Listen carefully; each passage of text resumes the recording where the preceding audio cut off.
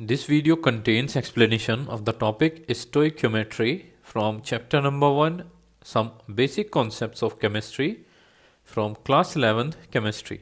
So let's see what is stoichiometry.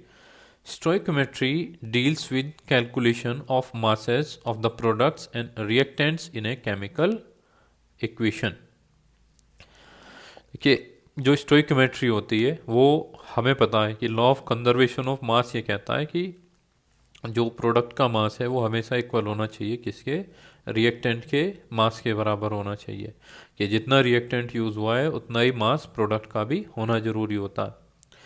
तो जब हम एक केमिकल रिएक्शन लिखते हैं तो केमिकल रिएक्शन लिखने के बाद उसमें हम जब सिंबल्स और लिख लेते हैं सब, तो हमें number of atoms left hand side यानी रिएक्टेंट की साइड और राइट हैंड साइड यानी प्रोडक्ट की साइड इक्वल करने होते हैं।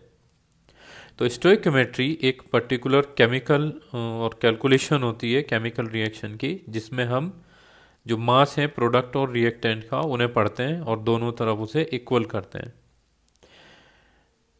And what is a chemical equation?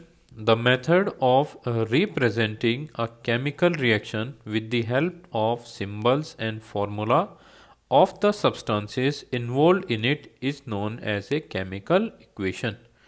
यानी वो मेथड जिससे हम एक केमिकल रिएक्शन को सिंबल और फॉर्मूले की हेल्प से सब्सटेंसेस के क्या करते हैं, रिप्रेजेंट करते हैं।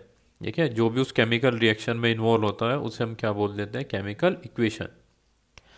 द सब्सटेंसेस विच कंबाइन और react are known as reactants. वो सब्सटेंसेस जो कंबाइन करते हैं, जो जुड़ते हैं आपस में या रिएक्ट करते हैं, उन्हें क्या बोल देते हैं, हम रिएक्टेंट्स कहते हैं। The new substances produce in a reaction are known as product. और जो नए सब्सटेंस बनते हैं उन्हें हम प्रोडक्ट्स कह देते हैं। ठीक है, एक केमिकल इक्वेशन, और अगर हम इसकी डेफिनेशन और सही से पढ़ें तो क्या आएगा कि chemical equation is a short hand method of representing a chemical reaction. जो केमिकल इक्वेशन होता है वो एक केमिकल रिएक्शन को का शॉर्ट हैंड रिप्रेजेंटेशन होता है। ठीक है, यानी उसे सिर्फ सिंबल्स में लिख देते हैं हम, वरना अगर मुझे कहना पड़ेगी carbon dioxide react with this, तो बहुत सारा टेक्स्ट लिखना पड़ेगा हमें पूरी इक्वेशन को बताने के लिए। तो सिर्फ सिंबल्स की हेल्प से हम उसे लिख देते हैं, तो क्या हुआ, एक शॉर्ट हैंड मेथड हो जाता है तो एक केमिकल रिएक्शन को रिप्रेजेंट करने का। Then a balance chemical equation has an equal number of atoms of different element in reactants and products. तो सबसे पहले देख लेते हैं कि जो केमिकल इक्वेशन होती है वो बैलेंस्ड केमिकल इक्वेशन होती है और एक अनबैलेंस्ड केमिकल इक्वेशन है। कि अगर नंबर ऑफ एटम्स रिएक्टेंट्स में और प्रोडक्ट्स में इक्वल होते हैं तो बैलेंस केमिकल इक्वेशन बोल देते हैं हम। और अगर अनइक्वल नंबर ऑफ एटम्स होते हैं रिएक्टेंट साइड और प्रोडक्ट साइड में, तो हम उसे क्या बोल देते हैं, अनबैलेंस केमिकल इक्वेशन बोल देते हैं। तो इसलिए law of conservation of mass को फॉलो कराने के लिए हमें हमेशा एक इक्वेशन को बैलेंस करना होता है, और एक बैलेंस केमिकल इक्वेशन से ही हम सही से समझ सकते हैं कि कुल एक्चुअल कितना अमाउंट एक रिएक्टेंट या एटम का दूसरे रिएक्टेंट से बाइंड करके और जो प्रोडक्ट है वो कितना प्रोडक्ट बनाएगा। तो example of a balance chemical equation is C3H8 plus 5O2 gives 3CO2 plus 4H2। यानी ये मॉलिक्यूल है प्रोपेन का, 3 कार्बन, इसमें 8 हाइड्रोजन है। यहाँ पे ऑक्सीजन देखिए O2 दे रखा है, तो 5 टू जा 10 ऑक्सीजन एटम्स हैं। तब कार्बन डाइऑक्साइड में हम चेक करते हैं तो 3 तो कार्बन हुए और यहाँ पे ऑक्सीजन कितना हुआ, 6। अगर हम H2O में देख रहे हैं तो 4 तो यहाँ पे 4 टू जा 8 तो हाइड्रोजन हुए, और यहाँ पे क्या हुआ, 4 ऑक्सीजन हो जाते हैं। तो 4 ये और 6 इसमें 10 ऑक्सीजन हुए। 3 कार्बन इधर है तो 3 कार्बन इधर है, और 8 हाइड्रोजन इधर है तो 8 ही हाइड्रोजन क्या है, इधर भी हैं। तो उसी को हम क्या बोल देते हैं, बैलेंस केमिकल इक्वेशन कहते हैं। कि जहाँ पे रिएक्टेंट और प्रोडक्ट का दोनों का जो नंबर होता है, वो नंबर ऑफ एटम्स जो रिएक्टेंट्स में और प्रोडक्ट्स में है वो सेम होते हैं, उसे बैलेंस केमिकल इक्वेशन कहते हैं। अब यहाँ पे कोई नंबर नहीं लिखा तो इसका मतलब 1 होता है।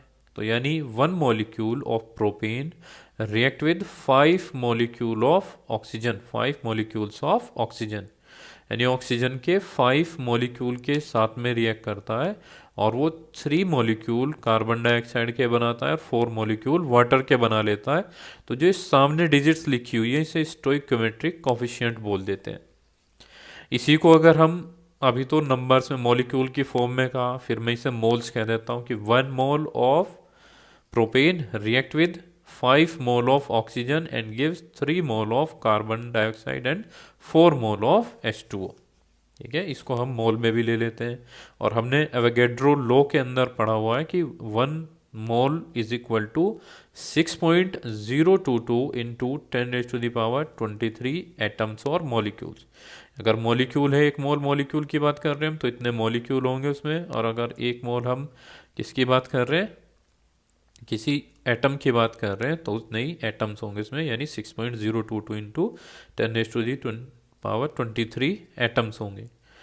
तो हियर वही जो अभी डिस्कस किया है वही गिवन है कि C3H8 and O2 are reactant. ये इधर लेफ्ट हैंड साइड में लिखे हुए हैं तो रिएक्टेंट है और इनके बीच में एक प्लस का साइन आ जाता है। And CO2 and H2O are product, तो ये राइट हैंड साइड में लिखे हुए हैं, ये लेफ्ट हैंड साइड में दे रखे हमें। और बीच में क्या है, एरो हेड है। तो एरो ये बताता है कि किस डायरेक्शन में रिएक्शन हो रही है। The coefficient 1 in C3H8 and 5 in O2 are called stoichiometric coefficient. So this is all about stoichiometry and it is the most important part for writing any chemical equation, so that we know the actual quantity of reactants reacting and actual quantity of the product that are produced in a chemical reaction.